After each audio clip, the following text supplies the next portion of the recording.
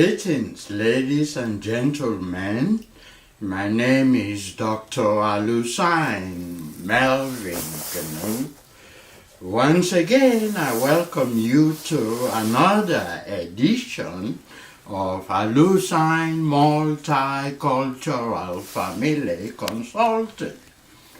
As always, it's a pleasure to be here with you to share my thoughts, my views as a communication generalist, as a human resource generalist, and as a multicultural counselor. Please subscribe. All you do, type Dr. Alusine Kanu and hit the subscribe button. That makes me come here much more frequently when you do. Again, I thank you for being there and for listening to what I have to say. My topic for today is titled Audience Analysis. Good speakers are audience-centered.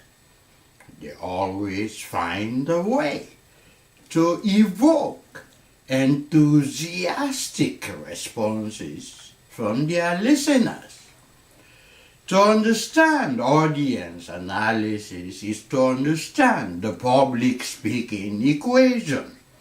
Whenever we speak in public, the source is the speaker. The audience are the receivers. And then the speaker has a message. So those three go hand in hand. What the speaker does, how the audience relates to the topic, and the relevancy of the topic, and the usefulness, and so on and so forth. So as I talk about audience analysis, experts teach us that anytime you've been asked to address an audience, it's good to find out the people you're gonna address.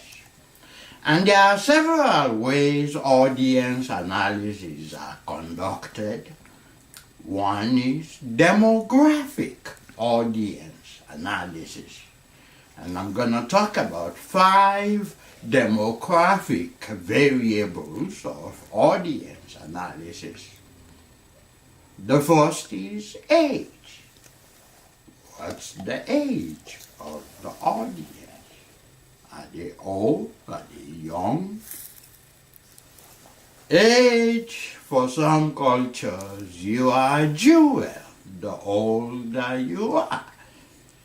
So when you are a speaker, if you are addressing older people, affirm their uniqueness. That's a very important issue. And if you are a speaker addressing the younger generation, relate your message to the age level of the audience.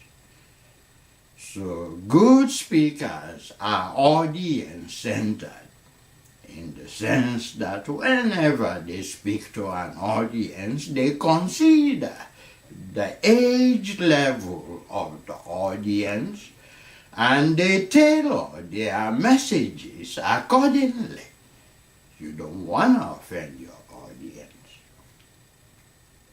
The second demographic variable is gender. If you are going to address an audience, consider the gender of the audience.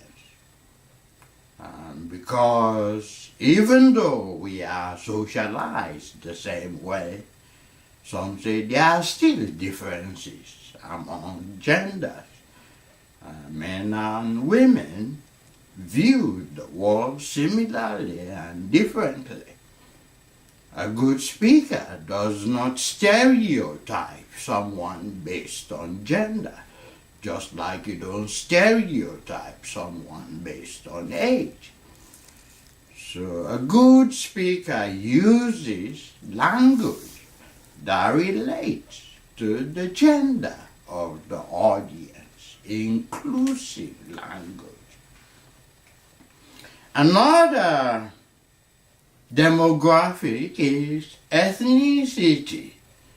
Sometimes when people speak a common language or they have a common heritage, they tend to have the in-group, out-group, or various views of others. So if you are a speaker speaking to a varied ethnic group, be intercultural. Use language that affirms. Use language that encourages others' humanity when you are addressing people from different ethnic groups. Another variation, which is the most compelling one, is religion. Sometimes it's good to understand the religion of the audience. Religious views are sometimes passionately defended. So if you are a speaker, you want to say or do something derogatory against someone's religion.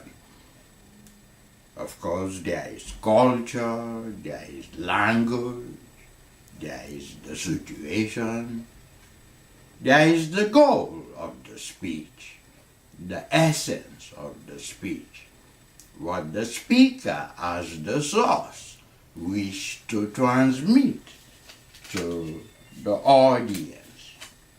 So regardless, when we look at the relevant background factors of the audience, then that should determine the direction of the speech. In addition to demographic audience analysis, there is situational audience analysis, such as what's the size of the audience? If I'm going to speak to many people, the way I prepare my message will be different if I speak to a few people. Sometimes the more, then the speaker gets formal. Less, you get informal. The setting also matters. The time period, the occasion of the speech should determine how you relate to your audience. The attitudes of the audience, what they like, what they dislike, what they think about you, the speaker, what they think about your topic, and how they view the situation. You, the speaker, has to connect with your audience. Sometimes you use media in the process. There are psychological dispositions of audiences as well. Some audiences are passive. Some audiences are active. Some audiences are in disposition. Some audiences are friendly. Some audiences are hostile. Some audiences are sympathetic. Some audiences are neutral. So when you, the speaker in the public speaking equation, is addressing the audience, delight your audience. Exceed their expectations sometimes. Use actionable insights. Sometimes you, the speaker, will inform. Sometimes you, the speaker, will persuade. Sometimes you, the speaker, will entertain. So use actionable insights. Public speaking is significant in local, in particular contexts. in ideologies, in opposition, in resistance. All of those are contexts of public speaking. So when you, the speaker, are in the equation, think about the public concern, you, the speaker. Sometimes you have to negotiate meaning with your audience. Sometimes you have to influence your audience. Sometimes you have to have a connection with your audience. Establish a relationship with your audience. Of course, the desires. What are the desires? What are the needs of the audience? So in a sense, I've given you the public speaking equation, a speaker, and the topic for today has been, why should I analyze my audience? There are several factors involved when we speak in public, whether to inform, to persuade, or to entertain. But I want to leave you with two thoughts. One is, when we speak in public, let's consider the content impact, the meaning we create, how we relate to the audience, what they learn from our speech, why they should act one way or another. Also, we should consider the audience activity. Everyone wants to hear someone, but the purpose of your speech, your intent, your proposition, your thesis, all affect the public speaking equation. So if nothing else, three things. When we speak in public, we have the speaker, we have the audience, and we have the message. And my final message is again to ask you to subscribe. All you do, go on YouTube, type in Dr. Alusine Kanu, and hit the subscribe button. It will be worth your while, because the old man has a lot to say.